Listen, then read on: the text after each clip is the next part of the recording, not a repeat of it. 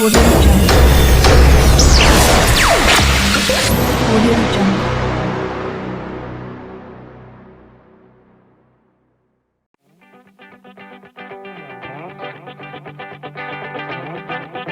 Hello everyone, in this session we are going to discuss about Ohm's law in the AC domain.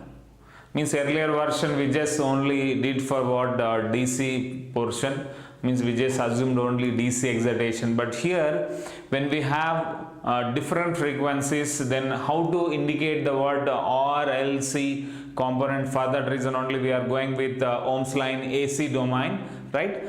In sequence we'll be dealing with three elements and how these are reacting for the what AC excitation we observe here. First we'll take the what resistance here. Okay, resistance, when we take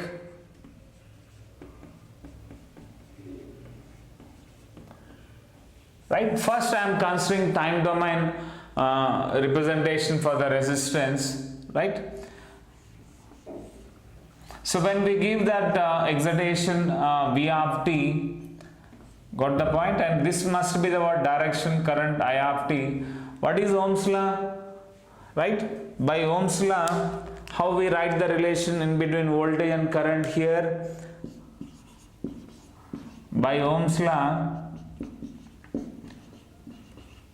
right? V of t is equal to R into I of t. Now we just want to generalize and represent in the form of different frequencies. For that reason I am just applying the word Laplace transform. Apply Laplace transform for this expression. Then what will be the result? V of t becomes what? V of s. I of t becomes what? I of s. Then R will be R only. There won't be any change. Look at here. Just normal relation. So we get that conversion. So V of t becomes V of s. I of t becomes what? I of s. Now if you just notice that we are just writing the ratio V of s to I of s and just indicating that ratio of voltage to current. Okay, in AC domain we are representing with what? Impedance here. Okay, impedance I am writing as like Z of s, which is equal to R. What is impedance? Resistance is the what? Opposition for the flow of current we are saying, but how to indicate the word impedance? Impedance is the word opposition for the flow of AC current. Okay, so impedance is a term we can use for the word all the three elements, not only resistance, even we can use it for the word inductance as well as the word capacitance. Now if you just substitute the word frequency for this, put S is equal to j omega here, what will be the result? What we get?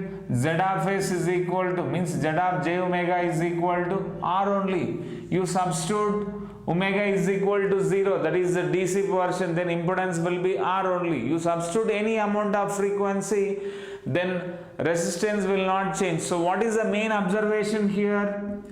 So whenever you give DC excitation or AC excitation, what is the impedance offered by that particular resistance element?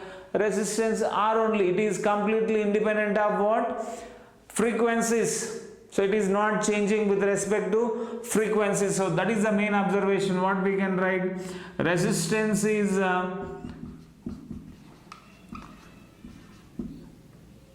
independent of frequency. It is not changing with respect to frequency. That is observation, okay, from this discussion. Next we will look into that what? Inductance portion, inductance part.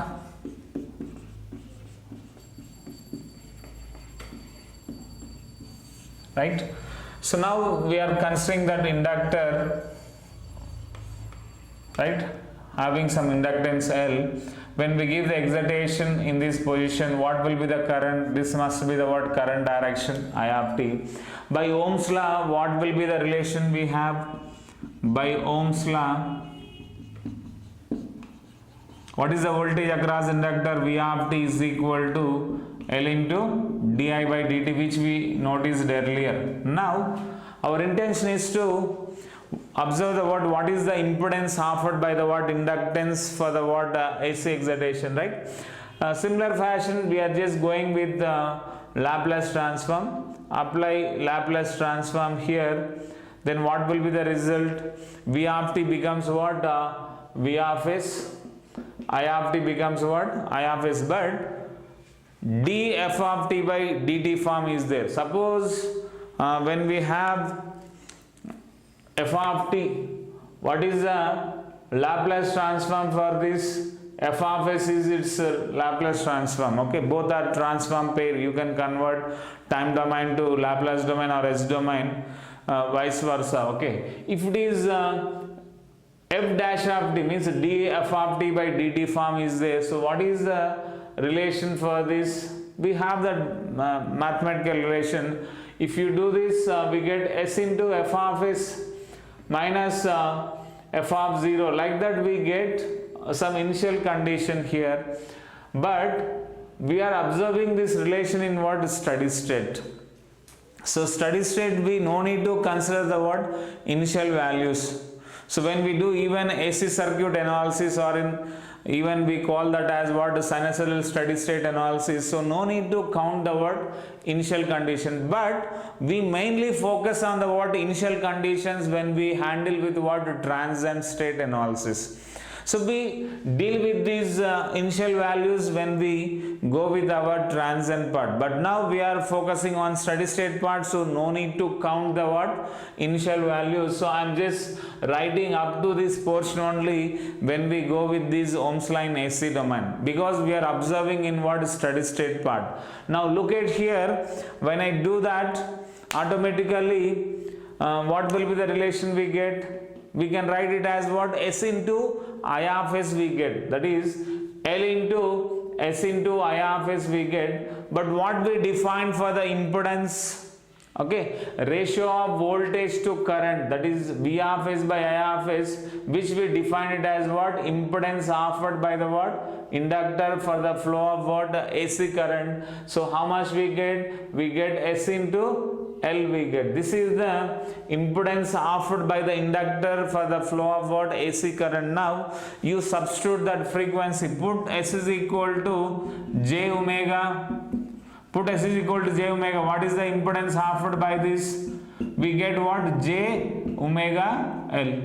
What we are writing omega L, I am writing it as inductive reactance, where I am writing XL, which is equal to omega L, which I am writing it as inductive reactance. Units will be same. Units will be same. Even impedance is also having same units. But I am replacing omega L with XL. Now look at this. We can even write it as JXL. What is the observation here? How that inductive reactance is related to that frequency omega? It is directly proportional to that frequency. Okay, so XL is directly proportional to omega, because inductance is not changing. If you consider that RLC values are not changing, these are linear, okay, bilateral passive time invariant components. Only when frequency is changing, inductive reactance is changing, automatically impedance is changing. Got the point?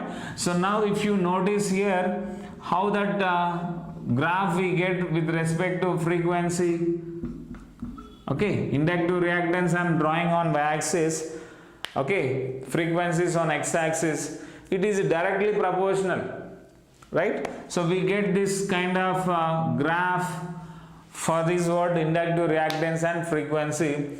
One more observation, when we substitute, okay, frequency omega 0, because for DC excitation frequency is 0 only. So I am writing for DC excitation, omega is 0. Omega is 0 means what will be the inductive reactance? It is also 0. Inductive reactance is 0 means what is the impedance offered by this? 0. Impedance is 0 means what we can write? we name it as what? Short circuit. So what will be the observation here? For DC excitation in steady state, inductor behave like what? Short circuit. So we generally use only resistances for what? DC excitation. We never use even inductor as well as what? Capacitor in DC circuit analysis. Generally consists of only resistive elements. Suppose if inductor is present in what? DC excitation, what we need to do? We should replace with a what? Short circuit line and do that what? Analysis. Okay, generally not present. If it is present, you need to follow with this what? Short circuit path and do other calculation when we have what? DC excitation with that inductor circuit. Okay, next we will be focusing on what? Capacitor and how to indicate with this AC domain portion we will see. Now the capacitance part.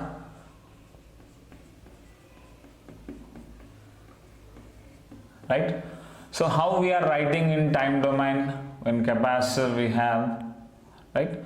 When we give this kind of polarity for the capacitor, this must be the word current direction. We consider some polarities and the direction, but all the three elements RLC, you can give the word polarity or the direction in any side, okay, because all these three elements are what? Bilateral element. Absolutely no problem for this. Now, when we again impose the what? Ohm's law, what will be the result we get in time domain?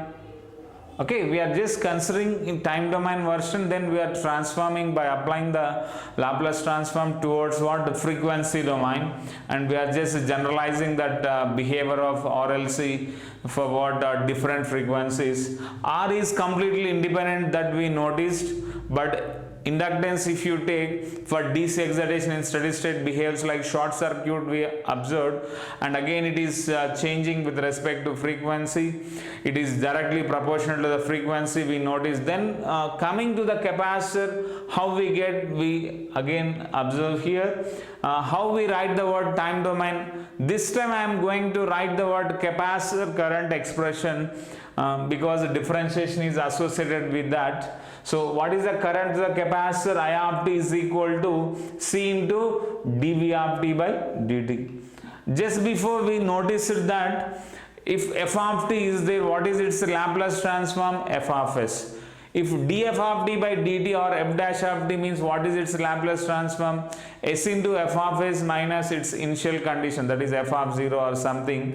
But in steady state we no need to consider, no need to bother about what? Initial values. So we are neglecting that part, but we consider in what? Transient part. Now in steady state you no need to focus on initial values. That is the reason why here also we are neglecting what?